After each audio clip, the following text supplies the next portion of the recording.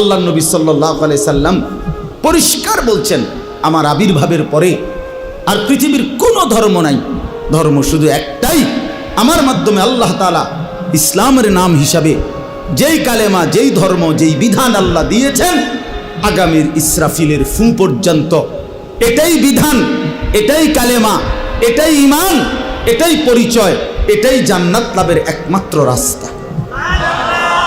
তো সেই পরিচয়টা আল্লাহ আমাদেরকে দিয়েছেন। আলহামদুলিল্লাহ, আমরা নিজেদেরকে মুসলমান বলি ভাইয়া। তো তুমি আমি মুসলমান বলো, ভোটার আইডি কার্ডের মধ্যে, জন্ম নিবন্ধন সনদে, পাসপোর্টে, সব জায়গায় আমরা নিজেদেরকে মুসলমান পরিচয় দেই, আমাদের ধর্ম ইসলাম আমরা লেখি। তা আমরা কেন সেজদা করব না? আমরা কেন নামাজ পড়ব না ভাইয়া? আমরা কেন রাসূলুল্লাহ সাল্লাল্লাহু আলাইহি সাল্লামের সুন্নাতের অনুসরণ করব না কেন? এর চাইতে বড় দুর্ভাগ্য আর কি?